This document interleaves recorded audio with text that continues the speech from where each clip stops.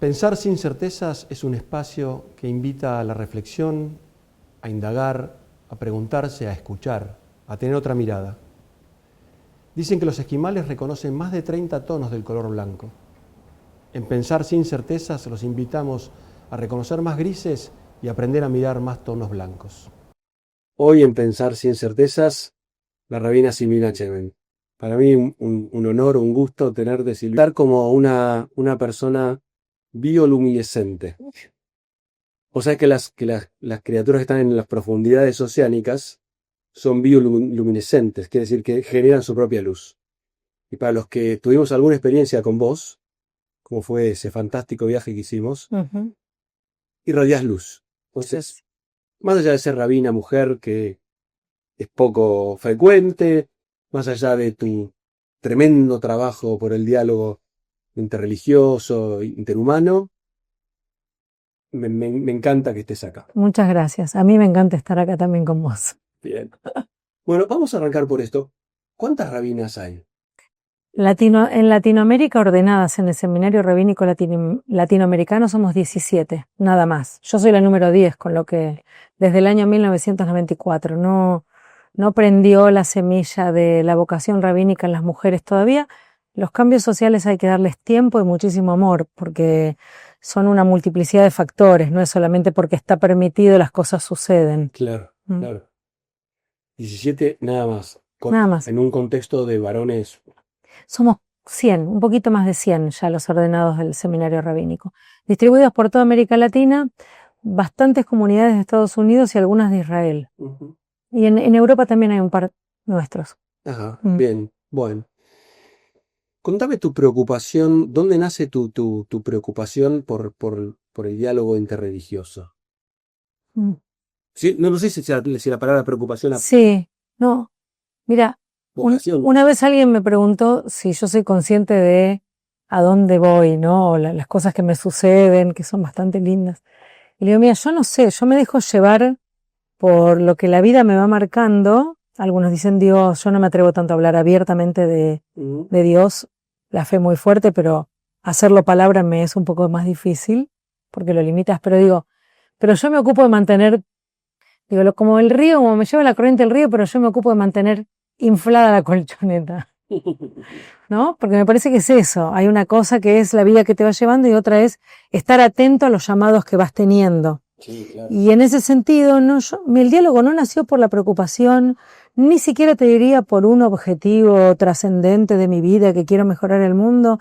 El diálogo nace porque me hago amiga en la facultad de una chica que me ayudó un montón a entrar al sistema público. Yo, siendo niña judía, siempre estudié en instituciones muy conocidas, muy cerraditas, muy protectoras.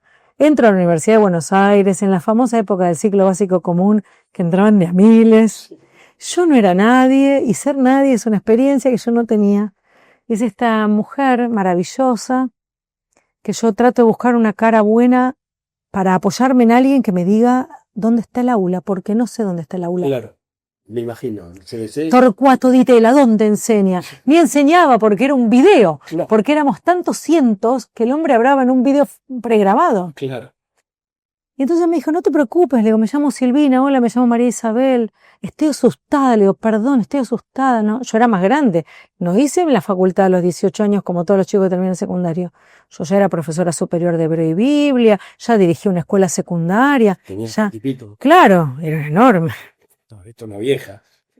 Y esta chica me dijo, no te preocupes, Silvina, yo te voy a acompañar, te voy a ayudar. A la semana siguiente le digo, ¿vas a sociología? Pues estoy anotando en sociología. Sí, vamos juntas. Pero yo no llego a comprar los apuntes porque me tengo que ir a trabajar. No te preocupes, yo te los compro. Tal fue esto que yo me anoté en Ciencias de la Educación y le digo, ¿qué carrera vas a seguir? Ciencias de la Comunicación. Fui a la Secretaría Académica y me cambié. Soy licenciada en Comunicación Social por esta mujer. Y hablando, me cuenta que ella pertenece a un movimiento de la Iglesia Católica, que es el movimiento de los focolares. Que es mi familia en el mundo, ¿está bien? Y nada, yo era profesora de Biblia, imagínate, y ella estaba haciendo la opción por la consagración a Dios dentro del movimiento. Entonces, bueno, empezamos a tener un diálogo que ya pasaba de la comunicación social, de Saussure y de Marx, ¿entendés? A una cosa. Y es ahí que ella me presenta el carisma de la unidad del movimiento de los focolares, de Chiara Lubich. Es ahí que yo, tengo un hijo, después ese hijo crece, yo en contacto con María Isabel, que fue a vivir a Italia, que recibió sus votos, que volvió acá a Argentina. Y mi hijo Ariel hace su bar mitzvah a los 13 años y yo la invito y me dice, ¿puedo invitar a alguien de las que viven conmigo en el focolar? Las chicas, sí, invita a cualquiera. Y el templo se llenó de gente de los focolares, te estoy hablando hace más de 20 años, 23 años atrás, no era tan revolucionario. Y entonces Isa me dice, yo vi en el espíritu de tu hijo algo que Dios me dijo que tengo que hacer algo para que este hijo vaya a Roma. Y vos lo acompañes porque hay un super congreso, van 12.000 chicos de todo el mundo, de todas las nacionalidades, y Dios me dijo que yo haga algo para que tu hijo y vos estén ahí. Y yo le dije, qué lindo, porque a mí, los judíos no decimos Dios me dijo, o sea, olvídate, no tenemos ese vínculo lingüístico con el Altísimo. Sí. Pero digo, ¿dónde te lo dijo? Yo la cargaba. Claro. ¿Dónde te lo dijo? En tu sinagoga. ¿Dónde atiende? Porque yo voy siempre, ¿no? Y entre chistes y chistes me dicen, no estoy cargando. Trabajé para eso. Y bueno, conseguí una fundación budista japonesa que les va a pagar a vos y a tu hijo y a una niña judía el viaje a Roma. Fíjate. Te cuento del principio para que entiendas que jamás podría haber visualizado ese escenario futuro con Isa. Claro. Así fue que lo acompañé a Ariel, como mamá de este chico. Pero allá me vieron. Ellos me vieron a mí. Me dijeron, vos no sos la mamá de este chico. Vos sos alguien que nosotros necesitamos para el diálogo interreligioso. Y me separaron y me llevaron con seguidores de Gandhi, con gente del zoroastrismo, con gente del hinduismo, islámico, en fin. Y ahí ellos empezaron a ver en mí ese aspecto más de estar preocupada, quizás también viene de la comunicación, porque el otro entienda lo que yo tengo para decir. Jamás te voy a hablar para que vos no entiendas, sino yo voy a adaptar mi mensaje a tus capacidades de comprensión. Lo hago en la profesión y lo hago en el rabinato y lo hice toda mi vida, soy así. Sí. Y fue muy genial. Ese primer viaje, ahí fue como el movimiento de los focolares, fue el que me introdujo y después el mundo me vio.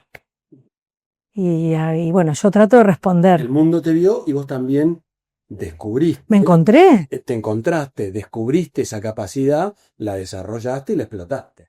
Imagínate. Máximo. La exploto y aprovecho las oportunidades que me va dando la vida. ¿Viste? Porque una cosa se entrelaza con otra. Y también me ocupo, y esto es importante, me parece como para dejarlo en algún lado, ¿no? Asentado. Es importante cuidar de los vínculos que uno hace. Totalmente. Los vínculos, porque no hay diálogos institucionales. Hay personas que se juntan a conversar de sus vidas y se van generando confianza. Estás diciendo un tema tremendo que a mí me preocupa mucho, Silvina, que es en este momento de la hiperconectividad desconectada. Sí, claro. Con la pantalla. Sí. ¿Dónde está el vínculo? Hay amigos que ni los llamo por teléfono, ni los voy a ver el día de su cumpleaños. Les mando un WhatsApp. Un horror, me siento un horror. Sin embargo, esta hiperconectividad también tiene una gran herramienta. Sí. Que yo en este momento estoy saludando a los que están festejando el año nuevo, no sé qué, de qué sector del hinduismo en la India, y me hago presente, entonces para eso estudio. Claro. Y estudio el contenido y les escribo, y les armo una tarjeta linda con mi nombre y les mando. Me ocupo de los cumpleaños de muchos. Vos decís, pero ¿cómo esta mujer de otra religión, una religión que probablemente tenía varios prejuicios? Porque de acuerdo a cómo te cuentan la historia, vos pensás del otro. Totalmente. En un formato bastante pobre, digamos, ¿no? Sintético. Empobrecedor. Un título, bueno, en fin. Pero digo, el vínculo humano quiebra. Mira, una vez en uno de los proyectos que yo estuve, que se llamó Abrahamic Faith Initiatives, que fue una iniciativa del gobierno norteamericano de armar un grupo, hicieron un congreso, vino la pandemia, entonces lo tuvieron que hacer por Zoom, pero no importa, quedó un grupo redactor de un documento de los 5 puntos en los que las tradiciones de fe abrámica estamos de acuerdo. Bueno, y parece ser que en el mare magnum de gente que mandaron, alguien en el Zoom me vio o me escuchó decir un par de cosas y me convocan al grupo redactor. En ese grupo redactor hay un indonesio, musulmán. Había un islam de corte más árabe y hay otro islam que no es árabe. No. Por ejemplo, Indonesia tiene 200 millones de musulmanes. Y me dijo, si el mundo te conociera, habría menos antisemitismo. Le digo, ¿pero qué me estás diciendo? Dice, porque vos representás un modo de decir de lo judío que a veces no está tan tan llamado por los que necesitan tener mensajes para emitir, o que no está tan difundido en el afuera de lo congregacional. Tal cual. ¿Entendés? Sí. Me dice, porque ¿qué sabemos? Sabemos de los judíos en Estados Unidos o de los conflictos en Israel. ¿Qué más se sabe del judaísmo? ¿Viste? Me pareció lindo. Y otra cosa es que el imam Talib, un imam de Washington muy famoso, muy dedicado al diálogo, una vez en una combi en Indonesia, pues te digo, en una combi, ¿entendés? No en un panel. Bueno, estábamos comentando algo bastante complicado que dijo uno, entonces bueno, viste, uno comenta cosas con respeto y me dice, mirá, Silvina, me dijo el imam Talib, tu sola presencia modera nuestra mirada. ¡Fua! Tu sola presencia modera nuestra mirada. Entonces yo digo, quizás lo que tenemos que hacer no es tanto defendernos o reaccionar, sino fluir en la belleza de lo que tenemos para decir, de la tradición de cada uno. Qué bueno, qué bueno. Sí. Y lo vuelvo a asociar con el título que le puse a este ciclo, ¿no? De pensar sin certezas. No sé si viste El Cónclave, la película. Sí, de los papas. Sí, viste cuando el decano Lawrence hace un primer discurso y dice que la certeza es enemiga de la diversidad Ajá. y que para tener fe hay que tener cierta duda. Sí, que pareciera que duda y fe. Ahora, sospechale al que tiene todo claro en la fe. Absolutamente. Sospechale porque está a 1 milímetro del fundamentalismo. Exactamente. Ahí. Eso quería preguntarte y ya me lo contestaste. Sí. Y sí, claro. El que A tiene ver, todo claro. para la tradición judía, Dios es búsqueda. No es una presencia definible. Es una búsqueda constante. Y también que va creciendo con vos. Por eso también, hablando de fe, algo que yo le digo mucho a la gente que estudia conmigo, ¿no? Es que vos podés tener gerentes de empresa, doctorados en sociología o en física nuclear, pero en la fe la gente queda pequeña, queda como niño. ¿Por qué? Porque pareciera ser que en estas sociedades del progreso nos han indicado que en la fe no se crece, ¿no? Claro. Entonces, en un momento en donde vos necesitas la fe como ese aparato, esa columna vertebral espiritual que te mantiene erguido en momentos de mucha alegría o mucho golpe, porque de verdad que es un aparato que te sostiene ante las preguntas del misterio, la gente se enoja con Dios porque hay un fallecimiento, porque hay una enfermedad. Y hicieron de ese Dios, bueno, cuando tenías 5 años te lo tuvieron que explicar así, Claro. Probablemente. Pero eso es infantil. Pero infantil. son niños de la fe. Claro. Y en la fe hay que madurarla también. Hay que ubicarla en un otro lugar. ¿Y cómo se madura? A través de la pregunta. Ahora, el día que alguien a mí me pregunta, una vez un nene me dijo, Silvia, vos que estás más cerca, que es mentira, estás más cerca, ¿cómo es Dios? Entonces le digo, si yo te contara lo que yo siento, experimento, me pasa con eso que llamamos Dios, vos que me querés mucho a mí, creerías en mi modo de creer, pero es una investigación que tenés que hacer. Y me dice una nena, termina la clase y me dice, ¿puede ser que sea esa voz que yo escucho a la noche cuando en mi casa está todo en silencio y yo apoyo la cabeza en la almohada? Me pone piel de gallina. Esa otra voz que va más allá de las voces físicas, que va más allá, te diría, hasta de los pensamientos de la cabeza, ¿viste? Esa cosa que te va indicando ese camino donde tenés que ir y que a veces lo negamos porque otros te dicen que es por otro lado. O porque tenés que pensar de otro modo. Exacto. Sí. Quiero cambiar un poquito el tema, Sí. metiéndome en... Hay una palabra que no me termina de cerrar esto, que es tolerancia. No sé, la veo no me gusta. ¿Sí? Sí. Sé que Héctor y vos trabajan mucho por, porque no haya discurso del odio, porque haya cosas del diálogo. ¿Qué te resuena? Sí. Podríamos decir así. Uh-huh. La tolerancia fue como la medicina más suave en el momento de hablar de convivencia, de coexistencia, de interculturalidad. Estamos hablando de los años 90. Claro. ¿Tá? De hecho, yo hice un material para UNESCO en aquel momento, en donde ya la UNESCO decía por los años 90 que la tolerancia es el primer paso en los derechos humanos, la tolerancia. Pero de verdad que no hemos venido esta humanidad diversa, a tolerarnos. No nos ha diseminado la historia de la Torre de Babel para que aprendamos a hablar el lenguaje del otro para entendernos, para tolerarnos. Claro. De verdad. Tampoco el romanticismo de que nos vamos a querer entre todos, pero recibir tu modo de pensar y respetarlo, escuchar en profundidad sin tamizarlo por mis propias categorías, disfrutar de la riqueza que me produce tu mirada otra respecto de los grandes temas en donde yo creo que tengo respuestas acabadas. Eso es la base de una convivencia de diversidades, ¿no? Porque así somos humanamente. Y también nosotros en nosotros mismos somos diversos, porque también, viste, las definiciones únicas, homogéneas para toda la vida, qué sé yo, es bastante peligroso todo y es bastante chiquito. Gracias a Dios. Evolucionamos, existe la multidisciplina, seguimos estudiando a edades adultas, la vida nos va enseñando otras lecciones. Nos reinventamos, tenemos trabajos hasta cierta edad, tenemos otros trabajos hasta otras edades.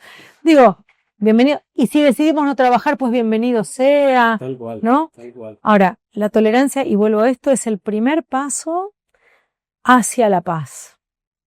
Es el primer paso hacia la paz. El primer paso es decir, bueno, ok, acepto que existís y no te mato. Es un montón.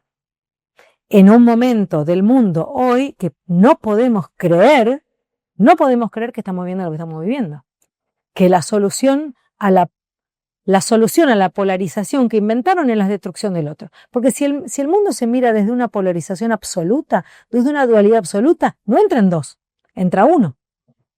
Entonces ahí la solución, ¿entendés que la tolerancia, que es una palabra que a nosotros no nos gusta, es el primer paso? Vamos a tener que volver a empezar a trabajar ese tema. Claro, es condición necesaria, quizás no suficiente, pero es no suficiente, pero es necesaria. Lamentablemente, mira lo que estoy diciendo, no lo puedo creer. Sí, tal cual. Pensamos que lo habíamos superado. Y mira el retroceso que tuvimos. Hablemos de reinventarse. El otro día leía en un posteo, no sé si lo pronuncio bien, una palabra, chutzpah. Pues, sí. Que tiene que ver con atrevimiento. Traducímela porque es bien. Sí, chutzpah es eso, es que no te importe lo que piensan los demás y vas por lo que vos querés. Uh-huh. Sí, es atrevimiento. Sí. Es atrevimiento. Sí. ¿Cuál es tu chutzpah para reinventarte en esta etapa en la que estás? Si quieres contar algo. Pues tengo que contar la etapa en la que estoy, quizás. Breves. Dejé de ser rabina congregacional 24/7 porque el trabajo comunitario es un trabajo en donde vos servís a las familias y a las personas. Entonces, a todas las enfermedades, a todas las muertes, a todas las ceremonias de nacimiento, a todas las tristezas, a todos los cursos, a todas las ceremonias religiosas, a todos los rezos, a todo. Es 24/7 de verdad. Sí. Y con gusto, lo hice 20 años, pero eso no me permitía desplegar todo lo otro que ya fuera de las paredes de la congregación estaban pidiendo. Y alguien tiene que ser y lo está haciendo muy bien. Sí, entonces quizás no fue chutzpah, nuevamente, no fue de chutzpah de loca, de quemo las naves. De quemo las naves, como decimos en Argentina, un grito de piranga. Sino fue un proceso, ¿no? Un proceso de mucho cuidado por la gente de la congregación. De hecho, es mi comunidad, yo voy a rezar ahí. Y no tengo que estar en el púlpito para estar ahí. Es mi comunidad, es mi gente, es mis abrazos. también participo de la comunidad, o sea, dirijo servicios religiosos, estoy presente en las familias que me requieren para sus muertes, sus duelos, sus casamientos, sí, por supuesto, pero esto me permitió como decir, bueno, y a esta edad, y habiendo llegado probablemente a una comunidad preciosa, una de las más grandes con escuela en la Argentina, ¿se acabó la vida? No, tomo todo eso como capital, la gran enseñanza, lo pongo en mi valija y sigo adelante. Y ahí aparece la posibilidad de dedicarme a ser la directora del Centro de Diálogo y Estudio de las Religiones del Seminario Rabínico Latinoamericano y siendo la vicerrectora de la primera universidad judía de Latinoamérica, la Universidad de Isaac Abarbanel. Entonces, ¿a qué me dedico ahora en el diálogo? Ya no es interpersonal, sino es de instalar programas académicos en alianzas con otras universidades del mundo. Ujú. Y vos no sabés la sed que hay de que esto suceda. Y vos no sabés lo lindo que está empezando a ser. Claro. Hay una necesidad tremenda que eso suceda. Por esto que hablabas antes, ¿no? La polarización, que la vemos en casi todas las instancias, por la vez en las empresas, en las organizaciones, en la política, en el mundo. Sí.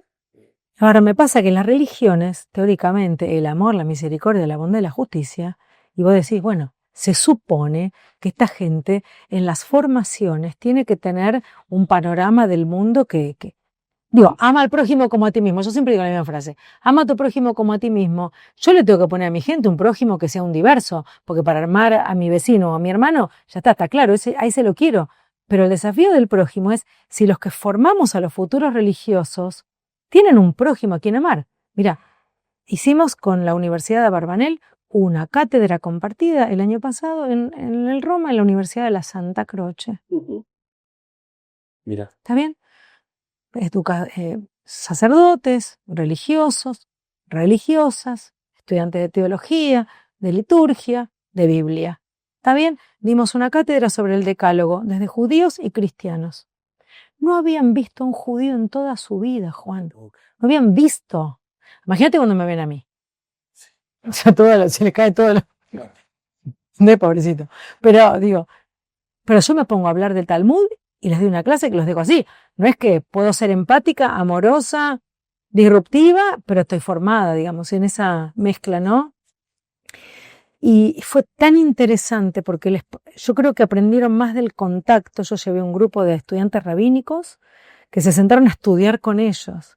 Lo que pasaba en los cafecitos no tenía nombre. Ahora yo pienso, ese sacerdote, ese profesor de teología, que se van a diversos países del mundo, porque había gente de Uganda hasta Costa Rica, ¿no? Se van a parar en un púlpito a dar una homilía. No van a poder hablar y decir los pérfidos judíos. Claro, tal cual. Entonces es ese trabajo de artesano que tenemos que hacer. Y si puedo entrar a la academia, quizás esa es mi chutzpah. Siendo como soy, entrar a los claustros más cerrados y dejar que se permeen. Vas a revolucionar. Que se permeen con la sonrisa y... Mirá, estamos ahora haciendo, este año se cumplen 60 años de Nostra Aetate.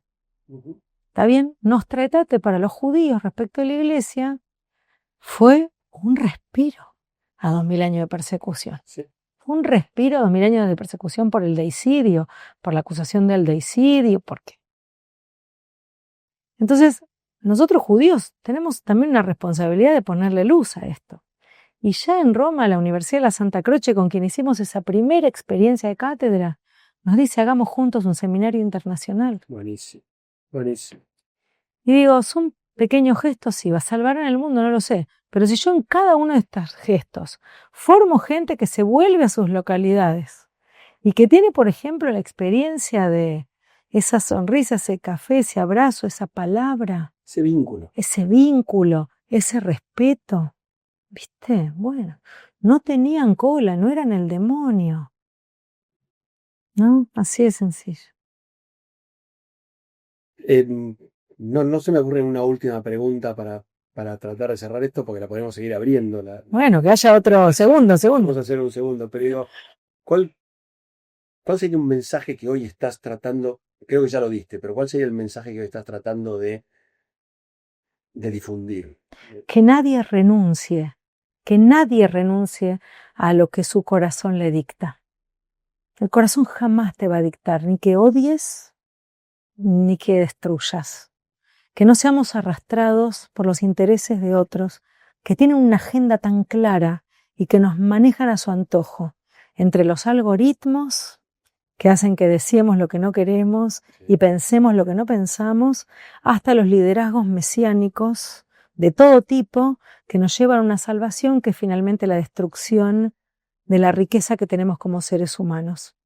Nuestros corazones, creas lo que creas, tengas la religión que quieras, siempre nos van a llevar al abrazo, a la fe, a la bondad, a la mano tendida, a una familia unida, ¿sí? A una mirada positiva. No renunciemos a eso, porque eso no se gana con el dinero.